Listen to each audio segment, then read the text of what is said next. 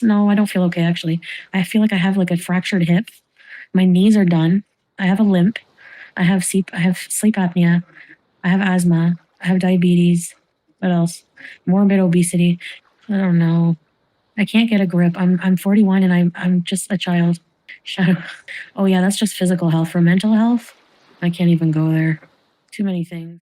May I also add probably some sort of chronic kidney disease, given she was prescribed this medication back in Kuwait, but she probably forgot about it. And who is she? We are talking about, of course, Foodie Beauty. Hi guys, how are you doing today? My name's Kidneyjay. The J stands for jerk because my kidneys are a pair of jerks. And Foodie Beauty was listing off her various ailments, which I do find surprising because usually she has her head in the sand like an ostrich, ignoring them all. So there is some new development besides having glass embedded in her toe, which we will get to because that's apparently not going anywhere.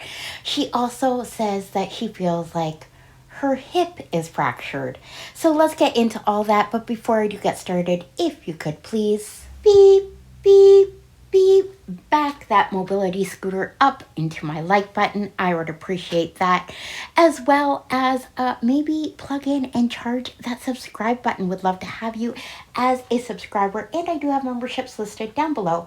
If you want to support my humble little channel, that way you can. So let's get into the hips of it all. Those of you who don't know, I actually broke both my hips in 2023. The reason being it was a secondary bone disease because of the kidney disease. So I do have a little bit of experience with broken hips. Now, let's see if Foodie Beauty is hyperbolizing, because that is definitely a possibility, and listen to what she has to say. By the way, there's something wrong with my hip. Every time I get up and walk, it like it like pops a thing of pain. It hurts. So I limp now when I walk. No joke. Like I might legit need a scooter even if I'm like not fat. If I ever lose weight, like if I can't get this bone issue. No, it's not the sciatica. I've had that too. It's like the hip. My hips don't lie. My hips don't lie and they're starting to crack and pry. They're really, my left hip is bad. Shakira, Shakira.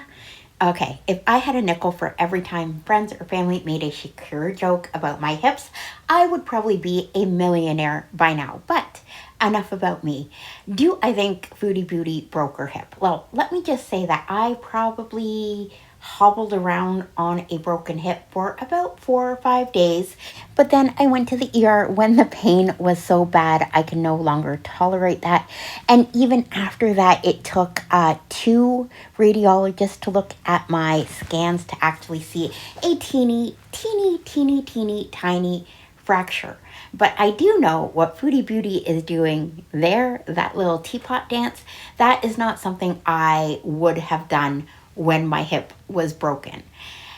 But you also have to take into consideration that Foodie Beauty is a type 2 diabetic, uncontrolled type 2 diabetic, and they are more prone for bones breaking, bone disease, as well as, let's not forget, the elephant in the room. She is super morbidly obese and she has an extra few hundred pounds wearing down on her bones and joints already. But I do think maybe something is just pulled or sprained and she doesn't actually have a broken hip. And let's face it, this is Foodie Beauty. Chantel Marie, rule number one always applies. She could just be playing it up because she doesn't want to go for a walk with Salah, or maybe she doesn't want to leave Salah in Syria, right?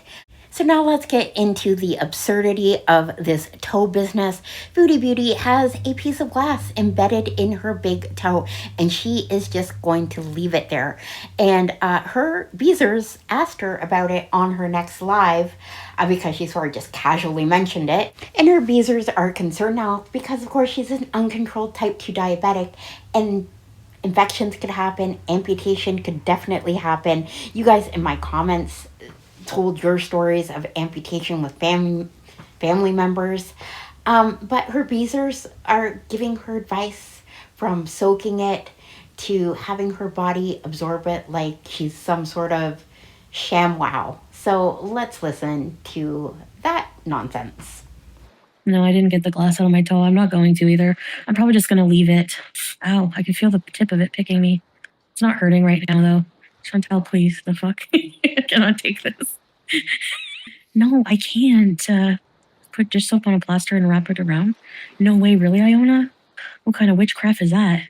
Oh, sorry, guys, to concern you. You cannot leave it in your toe forever? But your toe doesn't eventually absorb it? Yeah, I want to be put under. I'm scared. I will draw the glass to the surface. Amputation beading. I don't want to. I'm scared. I don't know, Nancy. There was just glass in it one day. It will hurt worse if you don't get it out. So I should let Salah do it? Kick the glass deeper into your toe. Well, I figure if I walk on it long enough, it will just absorb into the toe. Just soak it lots. You did not say you're going to leave it. Yeah, I'm going to leave it. It does hurt a little bit, yeah. Even the dimmest of beezers know it's not a good idea to leave a piece of glass in your toe, even if you aren't diabetic, let alone with the complications of uncontrolled diabetes, because blood flow is a problem going to her foot, to her small extremities, and blood carries oxygen rich nutrient blood that helps heal wounds. And let's talk about her not feeling it and then feeling it. Someone in my comment section left a comment saying, well, at least she feels it, because a lot of times diabetics don't even know that they have a cut, a wound on their foot, and it's recommended they do a foot check. Look at their foot. They're hopefully if they have both feet every day to make sure there are no wounds festering. And then her beezers were suggesting soaking it.